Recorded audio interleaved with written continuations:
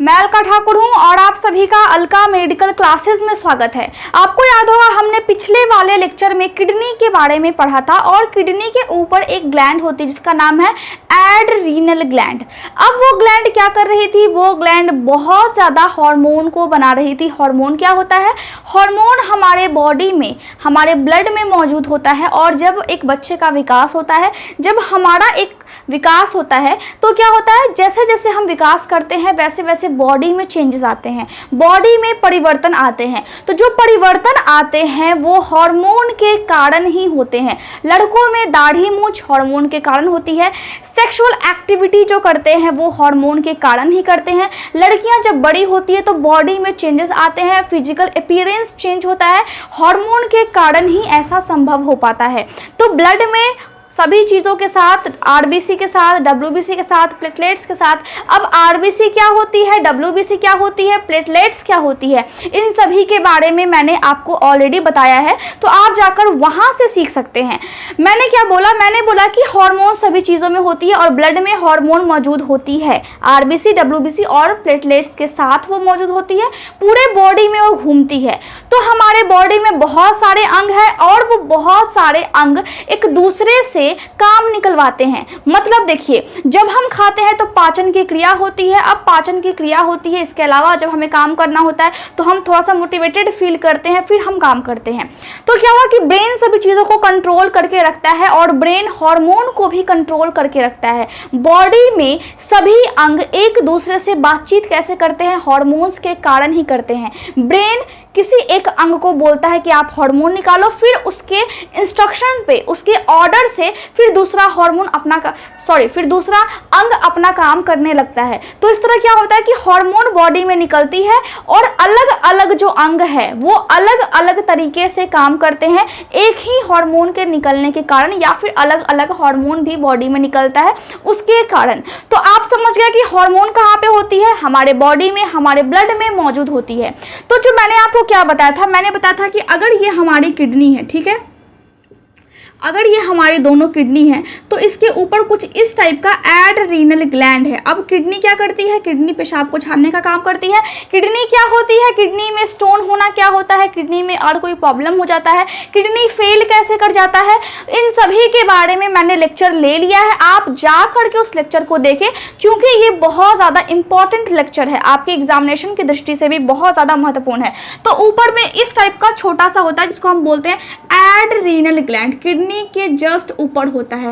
अब मैंने आपको पिछले वाले लेक्चर में ये समझाया था कि ये जो ग्लैंड है वो कॉर्टिसोल हार्मोन को निकालती है। मैंने आपको ये भी बताया था कि जो एड्रीनल ग्लैंड है वो दो पार्ट से मिलकर के बना हुआ है। बाहर वाले पार्ट को, यानी कि बाहर वाले भाग को हम क्या बोलते हैं? कॉर्टेक्स, और अंदर वाले भाग को हमने क्या बोला था? मेडुला। तो दो पार्ट से मिलकर के बना हुआ, और ये जो कॉर्टिसोल हार्मोन है ये कॉर्टेक्स से निकलता है। अब कॉर्टिसोल हार्मोन कॉर्टेक्स यानी कि इसके बाहर वाले परत से निकलता है। दो परत है, बाहर और अंदर। बाहर वाले को कॉर्टेक्स हमने बोला, अंदर वाले को हमने बोला मेडुला। तो नाम आपको याद रखना है, साथ ही आपको स्पेलिंग पर भी ध्यान देना है, ठीक है। तो ये जो एड्रीनल ग्लैंड है वो इस वाले हार्मोन को ज्यादा निकालने लगती है, तो उसके बारे में मैंने आपको बताया था। तो क्या हो जाता है? तो होता है कुशिंग सिंड्रोम। क्या होता है? Cushing syndrome. अब ये क्या होता है, क्यों होता है, इसका इलाज क्या है? अगर ये हो जाता है तो लक्षण क्या क्या आते हैं? तो आप जाकर के उस वाले लेक्चर को देखें और बहुत ज़्यादा आपको सीखने को और बहुत ज़्यादा आपको नॉलेज मिलेगा, बहुत ज़्यादा आप जान पाएंगे अपने बॉडी के बारे में, ठीक है। तो अब ये जो एडिसन्स डिजीज है, आज के लेक्चर में हम इसके बारे में डिस्कस करने वाले हैं। एडिसन्स डिजीज में क्या होता है? ये जो एड्रीनल ग्लैंड है वो कॉर्टिसोल हार्मोन को बहुत कम निकालती है, मतलब जितना इसको निकालना चाहिए बॉडी में उतना ये नहीं निकालती है। अब जब ये नहीं निकालती है तो हम इसको क्या बोलते हैं? हम इसको बोलते हैं एडिसन्स डिजीज। अब एडिसन नाम क्यों पड़ा? देखिए, कॉर्टिसोल हार्मोन कम निकल रहा है, इसका मतलब हम इसको दूसरे नाम से भी बोल सकते हैं। क्या बोल सकते हैं? हाइपोकॉर्टिसोलिज्म भी हम बोलते हैं। एडिसन्स डिजीज का दूसरा नाम हो गया। तो हमें याद रखना है, अगर बॉडी में एड्रीनल ग्लैंड है ठीक है, हमारे सभी के बॉडी में होती है, ये कोई नया बात नहीं है, सबके बॉडी में होती है, लड़का हो या फिर लड़की हो, दोनों के बॉडी में पाई जाती है। तो यहाँ पे क्या हो गया, एड्रीनल ग्लैंड क्या कर रही है, कोर्टिसोल हार्मोन को बहुत कम निकाल रही है। जब ये बहुत कम निकालती है तो हम उसको दो नाम से जानते हैं, और वो दो नाम कौन कौन से हैं, पहला क्या है, एडिसन्स डिजीज या फिर हाइपोकोर्टिसोलिज्म। अब जब ज्यादा निकाल रही थी तो हमने क्या बोला, कुशिंग सिंड्रोम, या फिर हम उसको बोलते हैं हाइपर कोर्टिसोलिज्म। ज्यादा मतलब हाइपर और कम मतलब हाइपो, ये आप समझ गए। अब एडिसन्स डिजीज का नाम एडिसन क्यों पड़ा, ये क्यों हुआ और ये कहां से नाम आया। देखिए, एक डॉक्टर थे जिसका नाम था एडिसन्स, और 1855 में, ठीक है, 1855 में उन्होंने ही सबसे पहले इस बीमारी के बारे में अच्छे से विस्तार में बताया, जिसके कारण इस डिजीज का नाम, इस बीमारी का नाम एडिसन्स डिजीज पड़ गया। ठीक है, अब हम समझेंगे कि आखिर किस कारण की वजह से ये डिजीज हो जाती है। चलिए तो हम देखते हैं कि आखिर क्या कारण है जिसकी वजह से एड्रीनल ग्लैंड कम कोर्टिसोल हार्मोन को निकालती है। ठीक है, यहाँ पे हमें एक बात याद रखनी है कि अगर ये डिजीज होती है जिसमें क्या नाम है, एडिसन्स डिजीज अगर होती है जिसमें कोर्टिसोल हार्मोन एड्रीनल ग्लैंड जो है हमारी वो बहुत अगर कम निकाल रही है, इसका मतलब है कि वो सभी एज ग्रुप वाले लोगों को हो सकता है, इसमें कोई एज ग्रुप फिक्स नहीं है। तो कारण क्या क्या होते हैं, तो कारण को हम क्या लिखेंगे, कारण को हमने यहाँ पे लिखा कॉजेस, CAUSES, ठीक है, कॉजेस। अब पहला कारण क्या है, पहला क्या है, प्राइमरी, पहला क्या है, प्राइमरी एड्रीनल इनसफिशिएंसी। अब देखिए, प्राइमरी एड्रीनल इनसफिशिएंसी, इसका मतलब क्या है, इसका मतलब है कि एड्रीनल ग्लैंड में कुछ जो पर्याप्त मात्रा में होना चाहिए वो शायद नहीं है, कुछ चीज़ की कमी है। देखिए, अगर ये एड्रीनल ग्लैंड, ये किडनी हो गई हमारी, ये एड्रीनल ग्लैंड इसके ऊपर, ठीक है, और इस तरह ये दो होती है किडनी, इस तरह आ गई, ठीक है, इसके ऊपर ट्रायंगल शेप में होता है, त्रिकोण शेप में होता है हमारा एड्रीनल ग्लैंड। तो अगर ये एड्रीनल ग्लैंड है, और मैंने आपको क्या बोला कि इसका दो परत होता है, एक बाहर वाला जिसको हमने बोला कॉर्टेक्स, और एक अंदर वाला जिसको हमने बोला मेडुला। ठीक है, तो जो कॉर्टेक्स होता है उसी से कोर्टिसोल हार्मोन निकलता है। अगर इस वाले पार्ट में, अगर इस वाले भाग में, कॉर्टेक्स वाले भाग में क्या हो जाए, कॉर्टेक्स वाले भाग का अगर जो टिश्यू है, जो सेल्स है, जो उसकी परत है, वो अगर डैमेज हो जाए तो उस कंडीशन में यहाँ से क्या हो जाएगा, यहाँ से कोर्टिसोल हार्मोन नहीं निकलेगा। अगर इस वाले भाग में कैंसर हो जाए या फिर पूरे एड्रीनल ग्लैंड में ही कैंसर हो जाए तो भी हार्मोन नहीं निकलेगा, या फिर अगर इस वाले भाग में इन्फेक्शन हो जाए तो भी हार्मोन जो है सो नहीं निकलेगा, या फिर ब्लड को पतला करने के लिए क्या देते हैं, एंटीकोगुलेंट, क्या देते हैं, एंटीकोगुलेंट हम ड्रग्स देते हैं। कोगुलेंट का मतलब होता है ब्लड की क्लॉटिंग होना, खून का जमना। अब उस खून का जमना एक बीमारी होता है, तो कभी कभार हम ऐसा करते हैं कि अगर किसी पेशेंट के बॉडी में खून जमने की समस्या आ रही है तो खून को पतला करने वाला दवा देते हैं, तो उस दवा को हम क्या बोलते हैं, एंटीकोगुलेंट। कोगुलेंट का मतलब जमना, अब जमने के खिलाफ काम कर रहा है, इसलिए इसका नाम क्या है, एंटीकोगुलेंट ड्रग, ठीक है, दवा। तो अगर इस दवा को हम देते हैं, इससे क्या होता है, खून पतला होता है, मतलब ये क्या है, ये एक ब्लड थिनिंग का मतलब क्या हो, पतला होना, ब्लड थिनिंग ड्रग्स है, ठीक है, ब्लड थिनिंग ड्रग्स है। अगर जब ये ब्लड थिनिंग ड्रग्स है तो कभी कभार ऐसा होता है कि अगर हम ये दवाइयाँ देते हैं तो सीधे सीधे असर एड्रीनल ग्लैंड पे पड़ता है और उसके परत पे पड़ता है, जिसके कारण वो हार्मोन को नहीं निकाल पाती है, या फिर ऐसा होता है कि बॉडी में ऑटो इम्यून डिसऑर्डर हो जाए। अब ऑटो इम्यून डिसऑर्डर या फिर डिजीज क्या है, एक ऐसी बीमारी जिसमें आपका शरीर आपके ही बॉडी को, आपके ही बॉडी के अंगों को दुश्मन समझ करके अटैक करने लगता है। मतलब समझिए कि आपका बॉडी का जो भी सेल्स है, जो भी टिश्यूज है, जिससे कि हमारा बॉडी बना हुआ है, हमारा बॉडी तैयार है, वो अपने ही सेल्स को मारने लगता है, खुद अपना बॉडी खुद को मारने लगता है। इस बीमारी को हम क्या बोलते हैं? इस बीमारी को हम ऑटो इम्यून डिसऑर्डर या फिर हम ऑटो इम्यून डिजीज बोल सकते हैं। डिजीज का मतलब बीमारी और डिसऑर्डर का मतलब होता है विकार, हम हिंदी में बोलते हैं। ठीक है, तो अगर ये सभी कारण होते हैं जिसकी वजह से हम क्या करते हैं, इसमें हम लिखते हैं प्राइमरी एड्रेनल इनसफिशिएंसी, जिसमें एड्रेनल ग्लैंड में प्रॉब्लम है, तब जाकर के कोर्टिसोल हार्मोन नहीं बन रही है। दूसरा क्या है? दूसरा है सेकेंडरी एड्रेनल इनसफिशिएंसी। अब इसमें हम क्या देखते हैं? इसमें हम देखते हैं कि एड्रेनल ग्लैंड जो है उसमें कोई दिक्कत नहीं है, इसमें कोई भी बीमारी नहीं है, लेकिन यहाँ पे एक वर्ड लगा हुआ है, नाम क्या है? नाम है सेकेंडरी। इसका मतलब क्या है? इसका मतलब है कि बॉडी में कोई और अंग खराब है और उस अंग के कारण ये हमारा एड्रेनल ग्लैंड डिस्टर्ब हो रहा है, उस ग्लैंड के कारण इसमें गड़बड़ी आ रही है, ये अपना काम सही से नहीं कर रही है। तो हम क्या जानते हैं? हम जानते हैं कि ब्रेन में होता है हाइपोथैलेमस, और ब्रेन हर चीजों को कंट्रोल करके रखता है, यहां तक कि हमारे बॉडी में सभी चीजों को। ठीक है, तो बॉडी में जब एड्रेनल ग्लैंड है तो उसको भी ब्रेन हमारा कंट्रोल करेगा। तो ब्रेन में सबसे पहले क्या होता है? हाइपोथैलेमस होता है बीच में, और साइड में अगर हम देखें तो यहाँ पे पिट्यूटरी ग्लैंड होता है, जिसको हम बोलते हैं मास्टर ग्लैंड। अब वो क्या करता है? वो कंट्रोल करता है हर चीज को, हर अंग को। तो यहाँ पे क्या है? यहाँ पे भी हाइपोथैलेमस, देखिए कैसे ये कंट्रोल करता है, हाइपोथैलेमस। अब हाइपोथैलेमस निकालता है CRH। सी का मतलब क्या है? Corticotropin releasing hormone.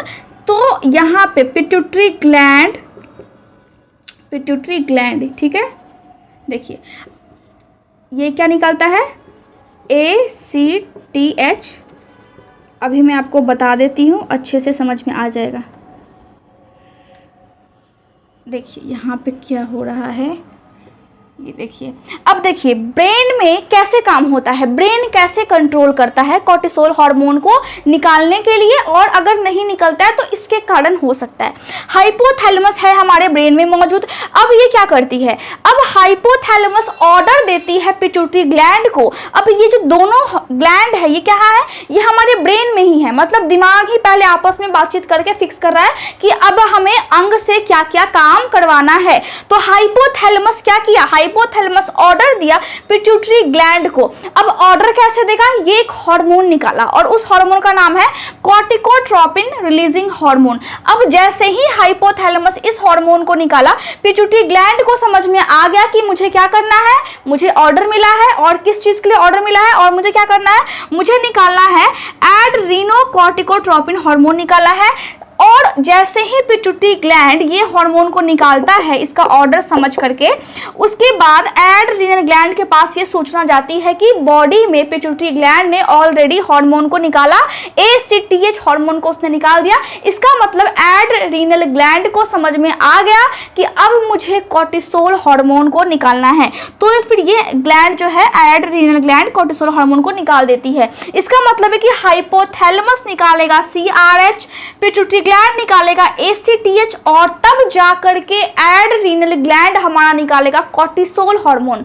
तो यहाँ पे एक तरह से चेन बना हुआ है। अगर कहीं पे भी, अगर इस चेन में कहीं पे भी गड़बड़ी हो जाए तो दिक्कत तो होगी, कोर्टिसोल हार्मोन नहीं निकलेगा। कैसे नहीं निकलेगा? देखिए सेकेंडरी एड्रेनल इनसफिशिएंसी में क्या होता है कि हाइपोथैलेमस अपना काम सही से करता है, अपना काम इसने सही से किया, लेकिन पिट्यूटरी ग्लैंड में गड़बड़ी होने के कारण ये जो ACTH हार्मोन है, जिसका नाम मैंने क्या बोला, एड्रीनोकॉर्टिकोट्रोपिक हार्मोन या फिर कॉर्टिकोट्रोपिन हार्मोन हम बोल सकते हैं। अब पिट्यूटरी ग्लैंड ने क्या किया कि ये ACTH हार्मोन को नहीं निकाला, ये कोई काम नहीं करेगा, तो हमारे एड्रीनल ग्लैंड को कोई भी मैसेज नहीं जाएगा हार्मोन को निकालने के लिए, और जब ऐसा होगा तो कोर्टिसोल हार्मोन ये बनाएगा ही नहीं। अब पिट्यूटरी ग्लैंड में ऐसा क्या हो जाता है, इसमें हो सकता है कि ट्यूमर हो जाए।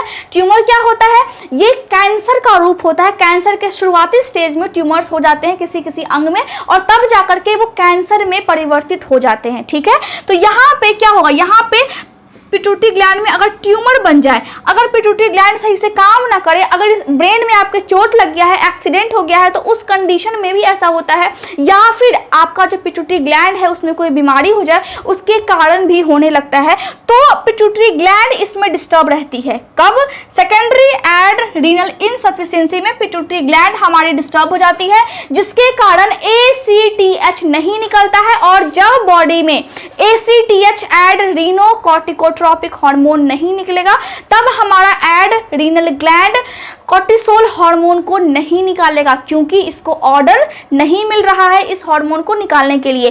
तो क्या हो रहा है, इसमें कोई प्रॉब्लम नहीं है, पिट्यूटरी ग्लैंड में प्रॉब्लम होने की वजह से हमारे बॉडी में कोर्टिसोल हार्मोन की कमी हो जाती है। ठीक है, अब तीसरा क्या है, तीसरा कारण में हम देखते हैं एडिसनियन क्राइसिस।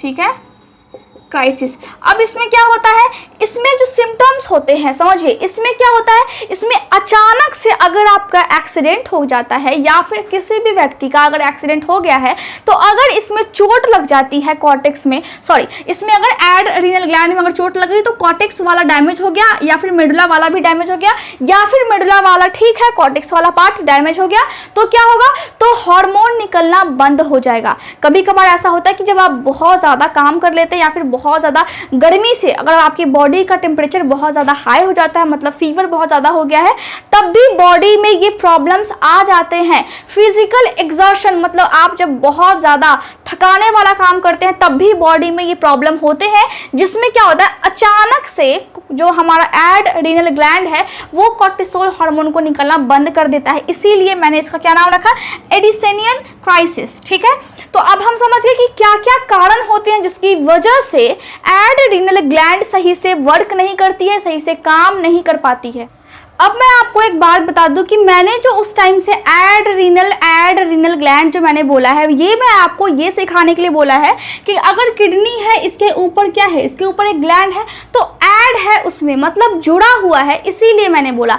रियल में हम कैसे बोलेंगे, इसका उच्चारण हम कैसे करेंगे, प्रोनाउंसिएशन हम कैसे करेंगे, एड्रीनल ग्लैंड हम बोलेंगे। क्या बोलेंगे, एड्रीनल ग्लैंड। ठीक है, ऐसे मैंने समझाने के लिए आपको बोला एड्रीनल ग्लैंड, बट हमें प्रोनाउंस क्या करना है, एड्रीनल ग्लैंड। ठीक है, अब देखिए, अब रिस्क फैक्टर क्या क्या आते हैं, मतलब ऐसे कौन कौन से बीमारियां हैं जिसकी वजह से उसका असर आपके कोर्टिसोल हार्मोन पे पड़ता है, आपके एड्रीनल ग्लैंड पे पड़ता है। ठीक है, तो कौन कौन सी चीजें हैं, यहाँ देखिए। पहला क्या है, क्रोनिक थायराइडाइटिस। इसका मतलब क्या है, इसका मतलब है कि लंबे समय से अगर आपके थायराइड ग्लैंड में सूजन है, मतलब इन्फ्लामेशन है। अब थायराइडाइटिस में क्या है, आइटस लगा हुआ है, ITIS। इसका मतलब क्या होता है, इसका मतलब है किसी भी अंग में जब आइटस लग जाता है, मतलब उस अंग में सूजन हो गया है। अब यहाँ पे क्या है, थायराइड ग्लैंड यहाँ पे होती है हमारे गले के पास, और इसका जो शेप होता है ये बटरफ्लाई शेप होता है, इस टाइप की, यानी कि तितले के आकार का होता है, और इसमें चार छोटा छोटा, एक छोटा सा ग्लैंड होता है गोल गोल सा, उसको हम बोलते हैं पैराथायरॉइड ग्लैंड। ठीक है, जब पैराथायरॉइड ग्लैंड में प्रॉब्लम होती है उसको भी हम समझेंगे, लेकिन यहाँ पे क्या है, यहाँ पे इस बटरफ्लाई शेप वाले ग्लैंड में सूजन हो गई है, इन्फ्लामेशन हो गई है, और वो इन्फ्लामेशन बहुत लंबे टाइम से है। अगर ऐसा है तो सीधा सीधा असर आपके एड्रिनल ग्लैंड पे पड़ता है, जिसके कारण क्या होता है, जिसके कारण वो कोर्टिसोल हार्मोन को कम निकालने लगती है। ये समझ में आ गया। दूसरा क्या है, डर्मेटाइटिस हर्पेटिफॉर्मिस। अब इसमें क्या होता है, इसमें जो स्किन होती है उसमें बहुत ज्यादा खुजली होती है और यहाँ पे पूरा लाल लाल सा हो जाता है। अब जब लाल लाल सा हो जाएगा तो कभी कभार ऐसा देखा गया कि उसके बीच में पानी भी भर जाता है, जिसके कारण वहां पे बहुत ज्यादा खुजली होती है। तो यहाँ पे मैंने लिख दिया कि वेरी इची स्किन। और दूसरा क्या है, रैश, मतलब जो स्किन में आपको जो खुजली होगी उससे आपको रैशेस पड़ जाते हैं, तो rash made up of bumps and blisters. ठीक है, इसके बाद क्या है, ग्रेव्स डिजीज। अब ग्रेव्स डिजीज क्या होती है, थायराइड ग्लैंड इसमें बहुत ज्यादा हार्मोन को बनाने लगता है। ठीक है, मतलब क्या है, मतलब थायराइड हार्मोन बहुत ज्यादा आपके बॉडी में बनने लगती है। जब ऐसा होता है, जब भी ऐसा होता है, तब आपका जो इसकी वजह से आपका जो किडनी है, किडनी के ऊपर क्या है, एड्रिनल ग्लैंड जो है, उस एड्रिनल ग्लैंड में आपको प्रॉब्लम्स होना शुरू हो जाती है, कोर्टिसोल कम बनने लगता है। ठीक है, अब इन सभी डिजीज के कारण प्रॉब्लम्स हो सकती हैं या फिर नहीं भी हो सकती है, लेकिन ज़्यादा चांसेस होते हैं कि आपका जो एड्रिनल ग्लैंड है उसमें प्रॉब्लम्स शायद हो जाए। तो अगर आपको इन सभी में से कोई भी डिजीज है, ठीक है, तो आप जा करके उसका इलाज करवाएं, क्योंकि अगर आपकी बॉडी में एक डिजीज होती है तो समझिए कि उसके कारण आपका पूरा शरीर प्रभावित होता है, जिसकी वजह से हर एक अंग को सफर करना पड़ता है, हर एक अंग डिस्टर्ब होने लगते हैं। ठीक है, उसके बाद क्या है, हाइपोपैराथायरॉयडिज्म। देखिए, अब क्या है, थायराइड ग्लैंड इस टाइप की होती है, हमारे गले के पास होती है, उसके बीच में 4 गोल गोल सा पैराथायरॉयड ग्लैंड होता है। और इस ग्लैंड से भी क्या निकलता है, इस ग्लैंड से भी निकलता है हार्मोन। ठीक है, तो वो हार्मोन कम निकलने लगती है। ठीक है, जब कम निकलती है तो हम क्या बोलते हैं, हम बोलते हैं हाइपोपैराथायरॉयडिज्म। अब क्या है, अब है हाइपोपिट्यूटरी टेरिज्म।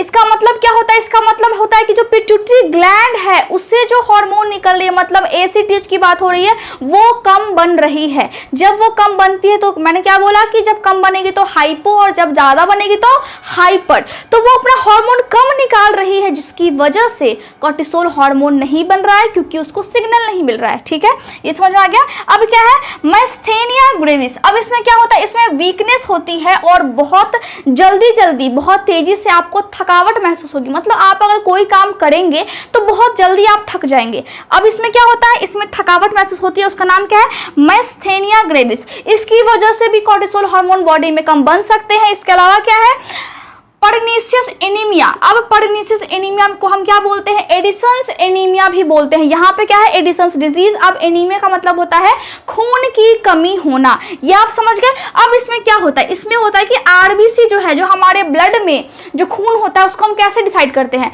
रेड ब्लड सेल से। तो जो आरबीसी होती है वो सही से नहीं बन पाती है, वो कम होती है बॉडी में, और साथ ही जो बॉडी है हमारा, जो हमारा बॉडी है, शरीर है, वो हमारे विटामिन B12 को एब्जॉर्ब नहीं कर पाता है। मतलब जो भी हम खाते हैं अगर उसमें विटामिन B12 है तो वो उसको एब्जॉर्ब नहीं कर पाएगा। अब विटामिन B12 क्या होते हैं, ये एक पोषक तत्व होते हैं जो हमारे खाने में मौजूद होते हैं, जिससे हमें एनर्जी मिलती है, और जब बॉडी इसको एब्जॉर्ब करता है, अवशोषित करता है, तो फिर इसके कारण हमारे बॉडी में फिर ये चेंज होता है और फिर हमारा बॉडी इसको यूज करता है। तो जब ये ऐसा होता है तो ये नहीं कर पाती है बॉडी एब्जॉर्ब विटामिन B12 को, हमारे खाने से हम जो भी चीज खाते हैं उससे एब्जॉर्ब नहीं कर पाती है। उसको हम क्या बोलते हैं, पर्नीशियस एनीमिया या फिर एडिसन्स एनीमिया। ठीक है, इसके बाद क्या है, टेस्टिक्युलर डिसफंक्शन। अगर कोई पुरुष है और अगर उसमें टेस्टीज में प्रॉब्लम है, अगर क्या होता है, पेनिस के नीचे क्या होता है, स्क्रोटम, जिसकी आकार कैसा होता है, थैली जैसा होता है, और उसके बीच में टेस्टीज होता है जिसमें स्पर्म बनता है। अब टेस्टीज क्या है, स्क्रोटम क्या है, कैसे बनता है स्पर्म, इन सभी के बारे में मैंने आपको बताया है। आप जाकर के उसको देखें और सीख सकते हैं, आप नॉलेज आप ले सकते हैं, और एग्जामिनेशन की दृष्टि से भी बहुत ज़्यादा महत्वपूर्ण है। इसके बाद क्या है, टाइप 1 डायबिटीज। अब टाइप 1 जो डायबिटीज होती है इसको हम जुवेनाइल डायबिटीज भी बोलते हैं, क्योंकि ये बच्चों को हो जाती है, जिसमें आपकी जो पैनक्रिया है पेट के पास होती है। आप जो खाते हैं, यहाँ पे अगर पेट है, यहाँ पे दिख नहीं रहा है आपको, यहाँ पे पेट है, तो यहाँ पे पत्ती जैसी पैनक्रिया होती है, उससे निकलता है इंसुलिन, और अगर वो इंसुलिन निकलना कम हो जाए या फिर पूरी तरह बंद हो जाए तो बॉडी में ग्लूकोज की मात्रा क्या होती है, ज़्यादा हो जाती है। ग्लूकोज उसको बोलते हैं कि बॉडी में ग्लूकोज की सही से डाइजेशन नहीं हो पाती है, ग्लूकोज का मेंटेनेंस नहीं हो पाता है, जिसकी वजह से डायबिटीज हो जाती है। तो डायबिटीज किस तरह की होती है, डायबिटीज मेलाइटस, डायबिटीज इंसिपिडस, इन दोनों के बारे में मैंने लेक्चर ले लिया है ऑलरेडी। तो टाइप 1 डायबिटीज में क्या होता है, टाइप 1 डायबिटीज के कारण भी प्रॉब्लम होती है आपके एड्रिनल ग्लैंड में, और कोर्टिसोल हार्मोन नहीं बन पाता है, ठीक है, या फिर नहीं बन सकता है। ऐसा नहीं है कि सिर्फ बीमारी है ये सभी तो आपका सीधे सीधे कोर्टिसोल हार्मोन बनना बंद हो जाएगा, ऐसा नहीं है। वो शायद डिस्टर्ब होने लगता है, और डिस्टर्ब होने की वजह से हो सकता है कि किसी को प्रॉब्लम हो और किसी को प्रॉब्लम नहीं हो, बट आपको ये प्रॉब्लम हो सकती है अगर आपको ये सभी बीमारियां हैं तो। इसलिए मैंने यहाँ पे लिखा है क्या, यहाँ पे लिखा मैंने रिस्क फैक्टर, मतलब चांसेस है। विटिलिगो इसका मतलब क्या होता है, आप देखते होंगे कि बहुत सारे ऐसे लोग हैं जिनका जो स्किन का कलर है वो कहीं कहीं पे व्हाइट व्हाइट सा पैचेस होने लगता है, पूरे बॉडी में कहीं कहीं पे व्हाइट व्हाइट सा होने लगता है, उसको हम क्या बोलते हैं, उसको हम बोलते हैं विटिलिगो। और विटिलिगो ये व्हाइट पैचेस, इसको हम क्या बोलेंगे, स्किन डिस्कलरेशन, मतलब स्किन का जो कलर है वो कलर अब नहीं रहा, कहीं कहीं पे व्हाइट पैचेस आना शुरू हो जाता है। अब ये क्यों होता है, देखिए अगर कोई व्यक्ति बहुत ज़्यादा मतलब उसका जो कलर है वो अगर डार्क है, और अगर उसका कलर थोड़ा ब्राउन है या फिर बहुत ज़्यादा ब्लैक है, तो उन लोगों में ये चांसेस ज़्यादा होते हैं। ज़्यादा क्यों होते हैं, क्योंकि उनके बॉडी में मेलानिन पाया जाता है। ये क्या करता है, ये बॉडी के कलर को डिसाइड करता है, ठीक है, मेलानिन। अब ये जो मेलानिन है ये पूरी तरह से बनना बंद हो जाती है या बनना कम हो जाता है इसका। जब बॉडी में इसका बनना कम हो जाता है या फिर बंद हो जाता है तो व्हाइट पैचेस आना शुरू हो जाते हैं पूरे बॉडी में, फिर धीरे धीरे करके वो फैल जाते हैं। उसको हम क्या बोलते हैं, विटिलिगो। जब ऐसा प्रॉब्लम होता है तो हो सकता है, ऐसी चांसेस होते हैं कि आपका जो कोर्टिसोल हार्मोन है वो फिर निकलना बंद हो जाए या फिर कम हो जाए, ऐसे चांसेस होते हैं। अगर आपको ये प्रॉब्लम है, अगर आपको एडिसन्स डिजीज है तो लक्षण क्या क्या आएंगे, बहुत सारे लक्षण हो सकते हैं। तो बहुत सारे लक्षण को मैंने यहाँ पे बताया है, लेकिन आप समझ ले कि लक्षणों को हम सिम्टम्स भी बोल सकते हैं, साइन एंड सिम्टम्स, या फिर आप मेडिकल टर्म में क्लिनिकल मैनिफेस्टेशन बोलेंगे। मैंने हमेशा आपको बताया है कि हमेशा आप लक्षणों को क्लिनिकल मैनिफेस्टेशन ही लिखें, ठीक है। तो पहला लक्षण क्या है, पहला देखिए यहाँ पे क्या है, चेंजेस इन बीपी, मतलब blood pressure and heart rate. जब भी बॉडी में कोर्टिसोल हार्मोन कम बनेगा तो आपका जो ब्लड का प्रेशर है, मतलब जो बीपी है, और हार्ट रेट, मतलब कितना आपका हार्ट रेट है, कितनी आपका जो दिल है वो कितनी बार धड़कता है, कितना ब्लड को पंप करता है, बॉडी में कितना ब्लड वो पहुंचाता है, ये सभी चीज़ें क्या होगी, ये सभी चीज़ों में परिवर्तन आ जाएगा। क्रॉनिक डायरिया, आपको दस्त होने लगेगा और वो दस्त बहुत लंबे समय तक रहेगा, ठीक है। Unnaturally dark colour in some places, मतलब आपका जो बॉडी है वो कहीं कहीं पे आप देखेंगे, जैसे कि गर्दन के पास या फिर माउथ के इस वाले एरिया के पास, या फिर आप केहूने के पास देखेंगे या फिर घुटने के पास देखेंगे कि बहुत ज़्यादा काला हो गया है। अगर स्किन का कलर है वैसा वो नहीं है, जैसा स्किन का रंग है वैसा वो नहीं है, वो काफ़ी ज़्यादा डार्क हो गया है, काला टाइप का हो गया है। पेलनेस, हो सकता है कि आपका जो स्किन का कलर है साथ ही उसमें हल्का सा पीलापन आ गया हो, आपका पीला पीला स्किन होने लगा हो, ठीक है। एक्सट्रीम वीकनेस, बहुत ज़्यादा कमजोरी होने लगती है। इसके बाद क्या है, फेटिग, थकावट बहुत ज़्यादा होती है, और लॉस ऑफ एपेटाइट, मतलब भूख लगना बंद हो जाता है, ठीक है, या फिर कम हो जाता है। इसके बाद क्या है, माउथ लीजन्स, मुंह के पास यहाँ पे गाल के अंदर में छाले पड़ना शुरू हो जाते हैं, ठीक है। इसके बाद क्या है, नोजिया एंड वॉमिटिंग, मतलब उल्टी करने का मन करता है और उल्टियाँ भी होती है। स्लो एंड स्लगिश मूवमेंट, आप बहुत ज़्यादा एकदम एनर्जेटिक फील नहीं करेंगे, कोई भी आप अगर काम करेंगे तो धीरे धीरे आप मूव करके काम करेंगे, मतलब एनर्जी आप में बिल्कुल ख़त्म सी रहेगी, ठीक है। इसके बाद क्या है, वेट लॉस। अब वेट लॉस का मतलब है कि वजन का घटना। अब कोर्टिसोल हार्मोन बॉडी में कम बन रही है तो वजन भी घटने लगा है। इसके बाद क्या होगा, किडनी भी फेल कर सकती है अगर आपने इलाज नहीं करवाया तो। मैंने हमेशा बोला है कि आप इलाज करवाएं। शुरुआती दौर में अगर आप जाते हैं डॉक्टर के पास तो आपके बीमारी का इलाज संभव है, लेकिन बाद में एक बीमारी के कारण कई और चीज़ें होने लगती हैं बॉडी में, जिसकी वजह से कितना आप दवाई खाएंगे। आपको अगर कोई डॉक्टर देते हैं दवाइयाँ तो कितना खाएंगे। बॉडी में अगर एक चीज़ प्रॉब्लम है तो समझ में आती है, दो आपका कुछ खराब है तो वो समझ में आता है। अगर धीरे धीरे सभी अंग डिस्टर्ब होना शुरू हो जाएंगी तो आप जो भी मेडिसिन खाएंगे साइड इफेक्ट्स तो होगा, होगा ही होगा।